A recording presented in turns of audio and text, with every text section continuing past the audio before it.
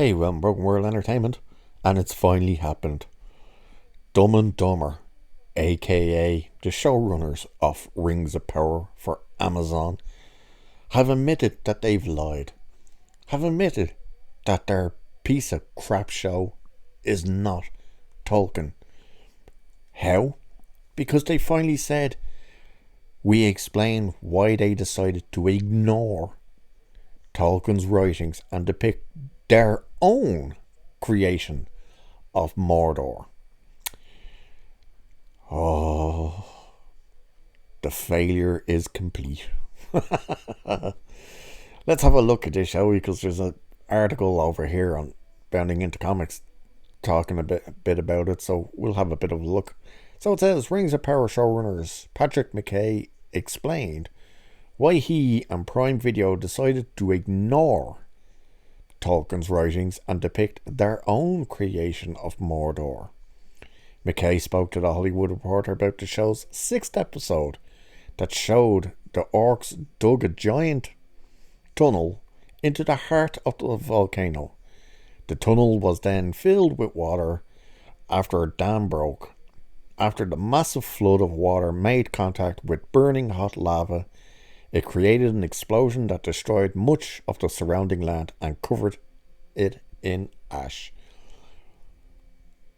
It sounds just as bad when you read it compared to when you saw it. It was basically the orcs dug a gigantic trench with all the trees cut down around it, with smoke billowing out of it, and no one noticed. Then Smelly Barman stuck the hilt of the sword that became a full sword because it was a key into the keyhole that was conveniently right beside where they showed the key, which pulled one brick out of a wall that collapsed the dam.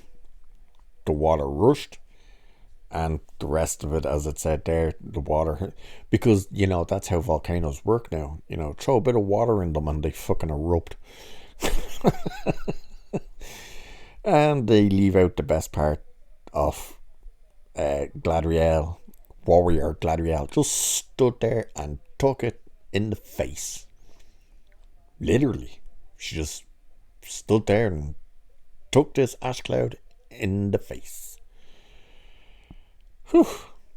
So, by the show's 8th and final episode of the season, Halbrand, aka Sauron, is revealed to be Sauron, and Mordor is shown covered in black, with Mount Doom still billowing out smoke and lava pouring down its sides. Unfortunately, John F. Trent left out the best part where you found out Mordor was Mordor because of a font change. Jesus Christ. So McKay explained the scene saying, a huge theme in Tolkien is the environmentalism and the way machines and industrializations destroy the land. We wanted that to be central, and core all the time. It's a thing that comes up again and again throughout the show. No, it fucking doesn't. When did that... Oh, never mind. These are the same geniuses. Who put 5,000 troops? Was it 5,000 or 500? I think it was 500 troops on 3 teeny tiny rowboats that seemed to have warp speed because they made it there in a day. Anyway, he then revealed, so in the writer's room, we asked, what if Mordor was beautiful? Beautiful like Switzerland, and then what could happen that could transform it? You mean like, what if that volcano that's always been a volcano erupts? We talked about the poisoning of the land, which starts in the first episode with the cow. What? Oh yeah, I couldn't remember the cow. There's the cow that fucking Bronwyn or something finds dead, isn't it? Then you find out about the tunnels being dug and sulfur is going up into the air. And no one noticed it, huh? It all builds towards this geologically realistic way of igniting the mountain, which now blacks out the sky for a very particular reason. Adar, or Adar, made up character, also actor left the show after one season. Our villain sees the orcs as his people and they deserve a home where the sun doesn't torment them. You realise the dwarves live in caves and underground. Surely they could have done the same. We're hoping it will take people by surprise. He relayed. Yeah, it did. We were shocked at just how fucking stupid it was.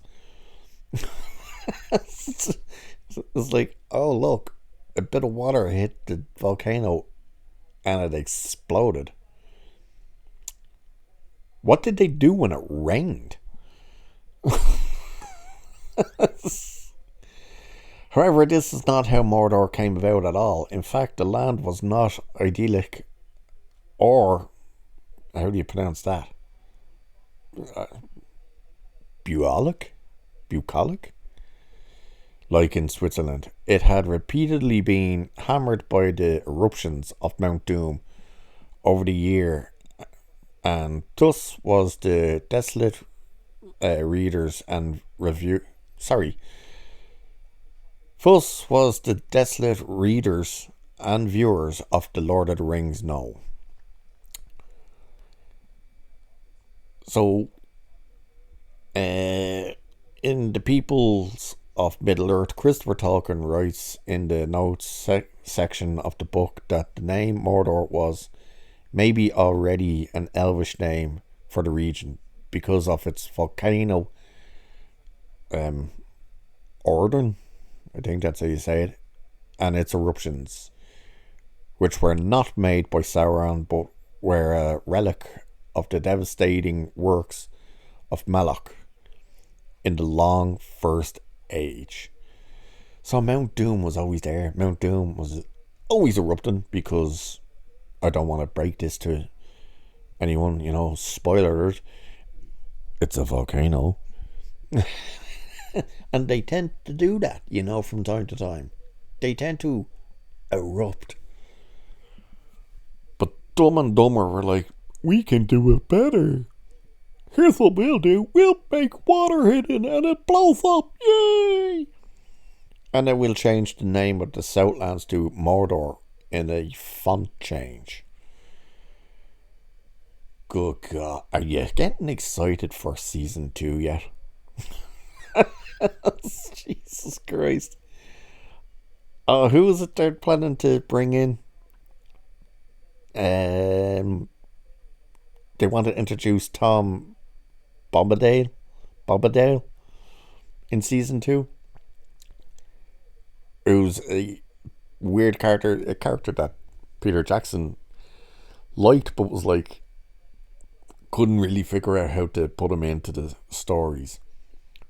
So they'll probably destroy that character. Apparently they've hired 3 new cast members, all women. Yay! More women, because remember that article that said, why is there so many men in it?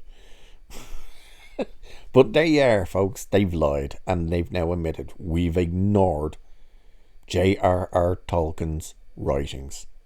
And that's why your show sucks. And with that, I shall leave it here for this one.